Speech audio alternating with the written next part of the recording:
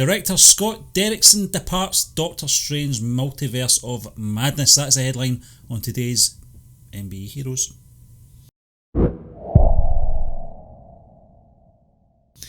And this one is coming in from Superhero Hype, Stephen, though it is coming in from multiple sources, if we're being honest. Yeah, multiverses of madness. Multiverses of articles.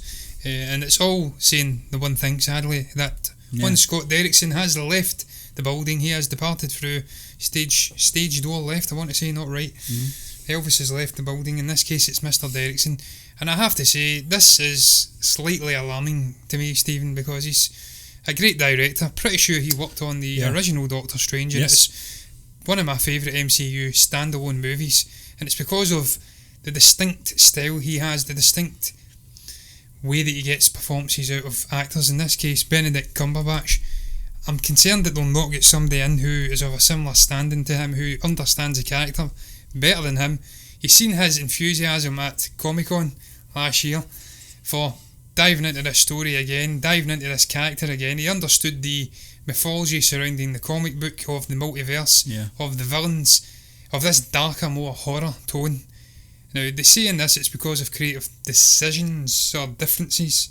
This is why he's left to pastures now. I don't agree personally, but what is your thoughts before I come in and wind off? Yeah, John, I honestly don't know. It's always a bit of a cop-out when they say that, the creative differences, it doesn't really explain a lot other than, the director's got a vision, and the studios have certainly got a different vision. I think personally, John, the WandaVision thing might have something to do with it, with the tone of where that will go with the television series, because as we know, correct me if I'm wrong, Doctor Strange will have some part to play in that television series, and then he goes off, there's some connection anyway with the Multiverse of Madness, so I think there's something in that, to be honest with you. I'm kind of reading into this article, and I think most of us that's read this article from superherohype.com will probably be doing the same. It doesn't really say too much other than, creative differences, and gets the mind ticking, and I think I personally think it's got something to do with this. I think obviously they'll not be that long till they start doing what they've got to do for this television series, so that'll be a direction that will be going off on, but at the same time it's going to have to make sure that they tie in with the obviously the cinematic release of Doctor Strange 2. I would have thought they've started filming already on Wanda, because it is coming out. It's been brought forward to late this year, but surely they've already started filming on that. Well, that would probably confirm, John, that they're taking it in a different direction then. Yeah, maybe they are. They're maybe doing a more later tone, because Marvel are notorious for, Marvel Disney are notorious for not wanting to get down that darker tone. They have a very distinct tone and style, and stylistically it doesn't really marry well with a darker, grittier horror tone. And from what I got from Comic-Con when he was on the stage, it seemed he was all for exploring this darker horror aspect of the character, side of the story, and I was really excited for that. I remember a lot of people were very excited about the concept of a horror movie within the MCU, and now it looks like he's moved off because I think it was actually Kevin Feige or Iger, I think it was Feige though, came out I think last week or a week before and says, kind of contradicted Derrickson and says, no, it's not going to be an out and out horror movie, it's going to be more akin to a traditional MCU movie, and it will explore aspects that are maybe horror-like. And I says right away, that is contradicting Derrickson. I think there's going to be issues here. Then a couple of weeks later, maybe even a week later, he's away. So I knew it was going to happen. When I read that, I had an idea. And I think it's meddling from Feige. But look, this is not like Kathleen Kennedy, meddling in Star Wars. If someone's earned the right to meddle in a movie and change it tonally, then it's Kevin Feige. He understands the greater story. He's overseen everything at Marvel, not just movies, everything. So he knows what direction he wants to go off with the character, interconnecting it with the MCU. Well, that's the key, Disney John. Plus shows. So I'll allow him to, as much as we like to refer to the first Doctor Strange film and the likes of Ant-Man standalone films, they still have that tie to the bigger picture. So you're right. I think when it comes to Kevin Feige, he's got a vision for Phase 4, and it's unfortunate, because I think he's a fantastic director. He did such a great job in that original film. It was probably the one that stood out to me in that Felt phase. totally different. You know, Totally it was just different movie. visually and everything. It was just absolutely stunning. So it's unfortunate, John, but you're right. The sort of rumblings were there a few weeks ago, and this is obviously the result of that. You know, and I think, you know, I do think that the television series has got something to do with it. I don't think it's the key to his decision making in that, but it looks like they've left in good terms anyway. You know, the studio have thanked, you know, obviously Derrickson for his tremendous work, you know, with the franchise, and you know, I think he's left in, you know, good terms as well. So Certainly not the first time, Stephen, we've seen directors leave the MCU. Anyway, we've seen it with Edgar Wright, I think, on Ant-Man. He penned a script, and then it didn't jive creatively with what they were doing with the MCU, and he went off and done his own thing. Who was it they brought on to do Ant-Man? I can't recall who the director was, but it worked anyway. yeah, Because that was a great movie. So he look, still got credit. So you know, I think they used some of his ideas. So he was credited for some of the sort of contributions to that first film anyway. but it just shows you Feige knows what he's doing. He'll get someone in who'll understand the character, and it'll all fit. It's almost like the New England Patriots, to coin an NFL term. Everyone likes to slag him off, how you can plug and play, you can put players in, quarterbacks in, you can put in a different thing, and it all works because they have a system that works. That's what it's like with the MCU, it just works. Yeah. You can take directors out and whatnot, and it just seems to chug along anyway, so I'm sure all will be well.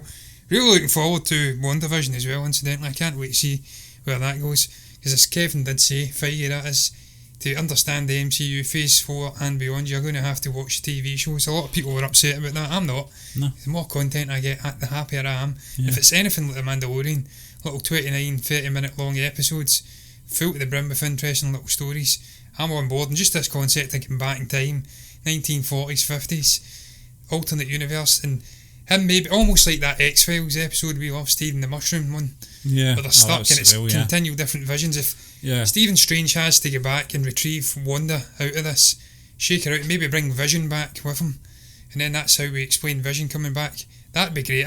I'm looking forward to it, man, to see this mind-deaf, mind-bending experience. But look, I don't know if you've got much more to add. No. Well, we will move on then, Stephen, to the next topic. It's coming in from comicbookmovie.com, and it's all about Morbius. This will be a kind of a joint thing, because I've seen a first image leaked of Jared Leto in the role of Morbius, but this one's more about him reportedly referencing Spider-Man in this movie, and how this he's rumoured to actually make an appearance as well, Peter Parker, and how this may be the connective tissue to seeing this stepping over to the MCU. Apparently it's all linking in perhaps to J.K. Simmons' J. Jonah Jameson character. He may show up as well at some point, and it's going to be connective tissue. We may see Morbius, Venom, Tom Hardy and whatnot coming over to the MCU. What's your thoughts on the concept of Spider-Man appearing in this Morbius movie? The concept of all connecting with the MCU. What's your thoughts on it? The last time this happened, John, was actually in Batman and Robin. George Clooney's Batman referenced why Superman works alone to Robin, and filled me with fear, so it did. I didn't want to see a Superman in that sort of universe. But Nick Cage. This is a different kettle of fish, John. This has been coming, you know. We've kind of hinted at this as well, you know. Been following this, you know, crossovers, etc. We thought, obviously, with the animated film from last year, the Spider-Verse, this was the opportunity to sort of open people's minds up a little and condition them for this kind of thing. For your average film goer, it's going to be a little bit confusing, I think. You're talking about two studios having to sort of work together again. It's been a bit of a rocky road over the last couple of months. We thought we'd lost Spider-Man. It was nearly a holiday road. It certainly wasn't. Tom Holland.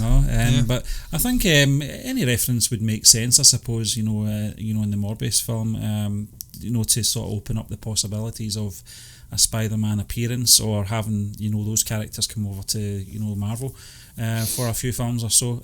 It's worked. I think it's worked for Sony. So why not? I think if they can get some kind of same deal as they did. Possibly not the same deal, because Spider-Man is far the bigger character out of all these Morbiuses, etc., Venom. But they're good villains, it's something Marvel kind of lack, obviously apart from Thanos. But I think if you can maybe get some of them coming over, it would work for everyone, but it's early days. But the whole reference thing doesn't surprise me. It's been coming, I think. Yeah, Stephen, look, we had rumours that Peter Parker was turning up in a small cameo in Venom. Yeah. Didn't happen. No. So it could all be a smokescreen, if you like, a lot of nonsense. But I think there may be some weight in this one because of the manner in which Sony seemed to strike a deal with Marvel Disney out of nowhere to get Tom Holland back. Tom Holland, I think it is, Tom Holland back. I think this may very well have been what they were working on. This might have been the problem, compromise, They can intertwine or maybe bring different characters back and forth between both universes. Disney get to use Spider-Man, but they also get to bring some characters in, or maybe bring Tom Holland over to their universe, and that would be a way. Also, if he appears in the Morbius movie, they are getting their cake and eating it. They let Disney have it, but they get to keep the character. Well, they get that anyway, but in their universe, which they've not had to date. I don't know why they even want it personally, because they have Miles Morales. They've already established that very cool take on the character in Spider-Man into the Spider-Verse. I'd prefer to see them go and do something with an alternate Spider-Man character and just allow Disney to have Tom Holland's Peter Parker indefinitely, because they know what they're doing with that character. He could have a big role in the MCU going forward. He could be the next Tony Stark. Well, John, so I don't really want to see it going back and forth. But what you did say about villains, that's something that struck me as well. Getting the likes of Mysterio. Well, we've had Mysterio, not Mysterio. What's he called? The one that Amanda Dafoe played. Was that? What was he called? The one with it was the Green Goblin. The Green Goblin, and then the Doctor Octopus one. Yeah, whatever he was called. Getting all these great villains coming in. Doctor Doom. Doom. Yeah, I mean the lists are endless, John. But I think you're right, and I think you mentioned obviously the Spider-Verse 2 film coming out as well. I think if they didn't have the current deal, John, they would have struck with the irons hot with that, and maybe introduce Miles Morales at some point. That might be still the key when Spider-Verse 2 comes out, to refresh everyone's memories, and remind them how good a character he is before they go cinematic with him, a live action version of him. I think we need that, I thought we didn't need it, after the success of the first Spider-Verse film. I thought it was an amazing film, it's visually. I did the review, I think it was last Christmas Day. I very much enjoyed the film. It was also a good way to introduce Miles into people's minds. That's what they were doing. This character's out there, and he has been for a long time. And it's time to really put him into the mainstream. And it would have been a good way to condition them. And I think they still will do that. I think possibly after the second Into the Spider-Verse film comes out, then we might see that, John. It really depends where Marvel and obviously Sony are at this point as well. We're talking maybe a couple of years' time. I don't know how many more Spider-Man appearances he's got with Marvel. I don't know if it's free. I think the rumour was 2 or 3 picture deal. So they've got that obviously up their sleeve if need be with Miles Morales. So I don't think they'll be worried about it too much. And Stephen, Miles Morales would be good from a diversity standpoint as well. Obviously, the PC mad world we live in now, everyone wants diversity, which I'm not against. No. I say it's time again. I don't think of people like that. No, every cat. I'm not obsessed. It doesn't enter my mind. I want a character. It doesn't matter. I want the story to work first and foremost, and if it necessitates a person of colour, person of non-colour, a melanoma, suffering albino, gonk, then that's Steve what we Merchant's need. there. Steve Merchant's there, like he was in Logan. If it necessitates a character like that, then so be it. But I've always said, look, casts and films should represent the wider world, so we have many different people out there and it should be represented on the screen, and that would be great to see Miles Morales. He's such a cool character, totally different to Peter Parker's take on Spider-Man, and I would love to see that character getting a shot at live action, much like yourself. But look, Steve, we'll quickly jump into the little interconnecting topic all about Morbius. It's been a first look photograph that's popped out of one Jared Leto, and look, I have to say, I don't know much about Morbius as a character other than he is a living vampire with very large teeth. He looks almost ogreish, but then he's got a touch of the Crow. Man-Bat, a touch of the Crow. I'll say Bruce Lee. What's his son? Brandon Lee. He looks a bit like that for the long. I think he looks like a kind of gothic. Am I contradicting myself here? No, he looks like Stephen. Dracula, he looks like the guy from X-Men. The guy with the goddamn vision. I always forget that actor's name. You know what I'm talking about? Yeah. Guy with the. You don't like him, I know that, John. Looks like him. Yeah. The actual actor. Yeah. I can't remember his name off the top of my head either, John. But thanks for throwing me under the bus. But listen, Oh, John, yes. I think, just I don't know too much about the character and what we've already spoke about in previous shows, Scott. It does look a lot like a cross between Dracula and an actual bat, believe it or not. He looks very rodent-ish. So yeah, I mean it's one of those characters I'm looking forward to seeing, and I don't really care what studio's got him, because I think it will be an interesting film. Venom was in a very interesting film, John. I think it performed very well, for what it was, and it's always very hard for a studio to sell a comic book villain and to have him being the main character in the film and in its narrative. It worked well with the Joker, but that's a different thing altogether. Yeah. It's such a complex character that you can play it different ways. The interpretations that he might be telling you, just like we got in Joker film, might not be true. So it made it very interesting. It made it very one of those films where you really got to think about it. And the first viewing sometimes doesn't do it justice. But in this case, I think Jared Leto as well is a great actor. Let's not forget that. It was just unfortunate what happened, obviously, in the Suicide Squad. But part of that wasn't his fault. Let's be honest. It was Joaquin Phoenix. Killed him. Well, not That's just what that, killed John. him. Up even before this film's release, I think the way the studio cut, allegedly some of the key scenes that he was in, and made him look like second fiddle to Harley Quinn, which I think was a bit unfair on the actor. I'm pretty sure there was a lot of meat on the bone in his performance that we didn't see. Yeah, there was, Stephen. There definitely was. There was whole sequences cut out. I think there was some extended sequence in I don't know. I can't recall. I mind reading about it. I think it was David Ayer. Yeah. I always get those two mixed up. I don't know why. David Leitch did John Wick and he did Atomic Blonde. David Ayer, I think it is. I'm pretty damn sure. But yeah, there was whole swathes of his performance cut out. So it was unfortunate, as you did say. But much like Jared Leto, two great actors. Hopefully Jared does better than that Joker though, because I want to see this character. I'm intrigued by it. We don't get enough vampires in comic book movies. We're obviously getting Mahershala Ali in Blade, and I think he kills vampires. I don't think he is a vampire, but you're going to get lots of vampires in there anyway. I digress. And you look at the actual pictures, it's very like the comic book novel, the actual illustration. So by all accounts, they've nailed the visuals, and that's one thing you can't slag them off for, Sony. They certainly nailed the visuals on Venom, and I really enjoyed that movie. A movie of two halves that performed better than people anticipated. And I think we'll see this being the case as well with Jared. He'll bring his A game. He'll bring his A game. And yeah, we'll see what happens, man. Peter Parker appear in there? I don't know, man. I've not got a clue. I have not got my finger in the pulse at all. I'm just some plebington in Glasgow. Hoping for the best. And that's going to take us on to the next topic, Stephen, incidentally. Glasgow. And it's all about the Batman in Glasgow. Yeah. It's being shot. They are... The boy Batman. Yeah, the boy Batman. Comicbook.com have revealed multiple filming locations for Gotham City. Reportedly revealed. I don't know what I've even read there. I've lost the plot. But yes, it's getting filmed in Glasgow anyway. Yeah, apparently. What's your thoughts on that, Bruce Stephen? Wayne is going to be... Home will be filmed in Glasgow, which sort of set our minds racing to a few locations, John.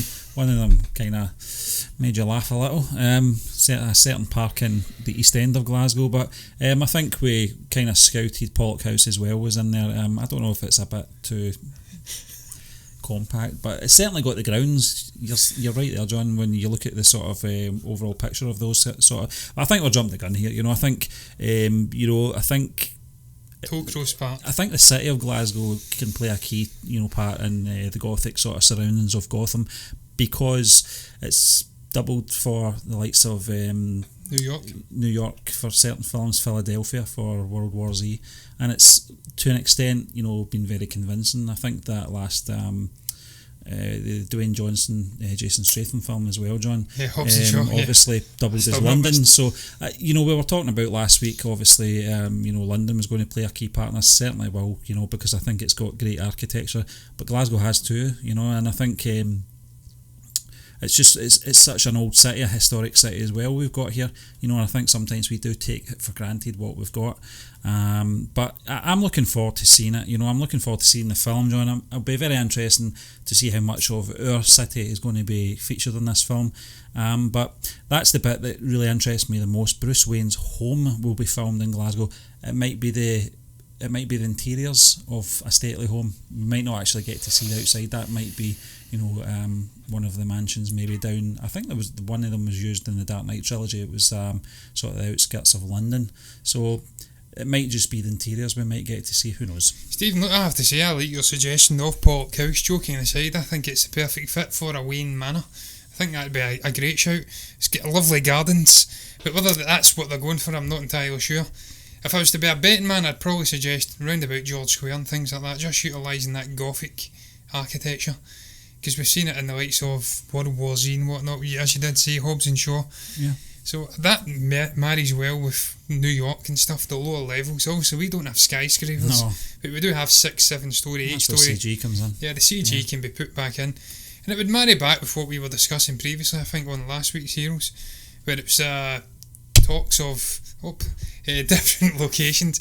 And I think there was airships being released from airfields down in England, and there was a nice little comic illustration of Gotham, and it was this more Gothic, heavy Gotham, which I don't think we got in the Dark Knight. It was a more New York-y type city.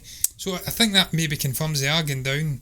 Matt Reeves and the gang are getting down. One of the things, John, that always kind of stood out to me about the Dark Knight trilogy was that the first 2 films were shot in Chicago. Oh, yeah.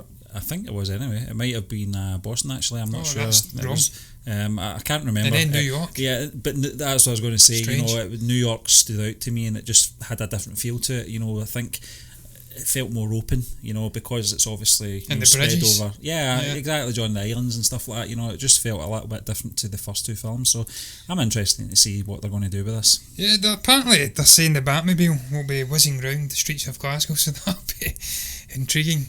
I wonder if old Alfred's been sent out to maybe get a macaroni pie from Greg's or something like that, or a steak bake, I don't know. Does this version of Batman Bruce Wayne eat steak bakes from Greg's? Lord knows, apparently he's having issues bulking up on muscle, so have one of them, man. That'll help him. We us Scots are built of better stuff. But look, pastry, yes, pastry, clogged arteries, and lots of fat. That's our diet, and drink. I've had a drink tonight, I can't tell you. But look, I digress. It's all joking aside, Stephen. It's going to be very cool to see this character, this movie coming here. It's always nice to see big Hollywood blockbusters come to Glasgow. It's great for the economy, it's great for the UK film industry. Yeah.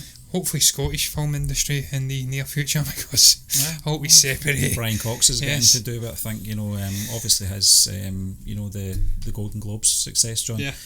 He's obviously, I'm going off on a tangent, he's spoke about, obviously, there's been plans in the past with obviously Scotland having its own studios, and some of the plans have expired. They've went beyond the date of applying and stuff like that. It's certainly a big area, at our capital in Edinburgh. But yeah, I mean, you're right. I think these kind of productions, as small as they might be in the film, play a big part in obviously our economy and our contribution to film in the UK. We don't really get a lot of opportunities, unless it's perhaps maybe the Highlands, and even then, Braveheart actually used Ireland to double up because of the tax thing. So yeah, I mean, I'm looking forward to it. Did the Lord of the Rings not get filmed up in the Highlands?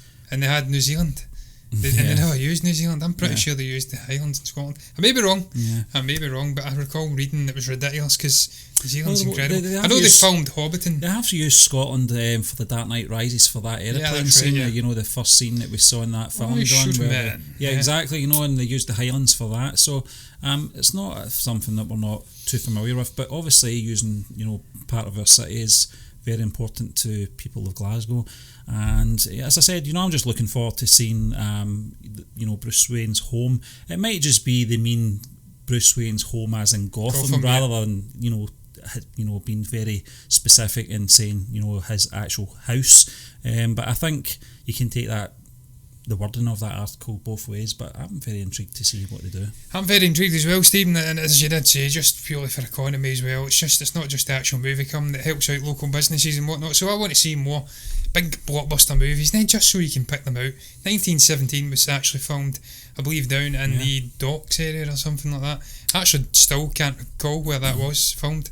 I watched the movie and baffled where Glasgow was. It's also good to see Reeves has confirmed that Colin Farrell, John, is going to be playing the Penguin. This is just I'm glad you flung that in there, Steve, because I've entirely forgot to put that in. I was about to round the show up. Yeah, but that's very, very good. Yeah, news indeed.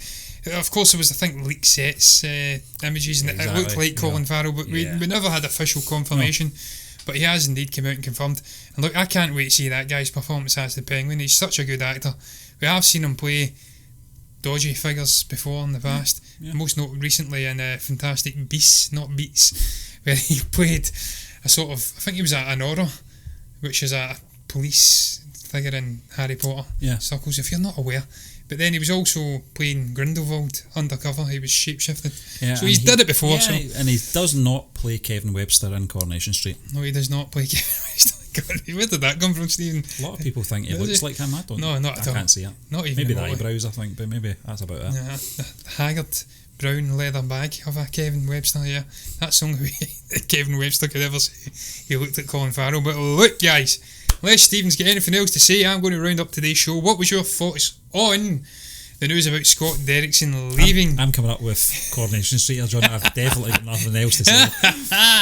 Oh yeah, that's when you know you've ran out of time. Stephen, we've done well. We have went over 20 minutes with 3 topics. I am impressed. If people are still watching us, then you deserve a medal, much like little Dean Charles Chapman from 1917 went on about a medal, ended up dying. Sorry, spoiler alert. But look, guys, what do you make about Scott Derrickson leaving the MCU? Why do you think he left? Is there any nefarious reason, or is it just creative differences? What do you make about Morbius, potentially Spider-Man coming in, and Jared Leto having that photo leaked? Incidentally, I split Jared into 2 different people in the middle of my conversation. Get totally lost the plot about David Ayer and Leitch and split them into 2 different people. Don't know what I was thinking about there, but I digress, it doesn't matter. And finally, what was your thoughts on the Batman coming to Glasgow? Do you give a shit? If you do, you can comment below and let us know what your thoughts are. Is it Postle Park, Tollcross Park, or George Square? Comment below and let us know what your thoughts are. Like the video if you've enjoyed it. You can subscribe to the channel if you're enjoying the content. And if you do, you'll see us giving away more shit about Coronation Street, David Leitch and Ayer, and forgetting Scott Marsden's name. See you then if you subscribe.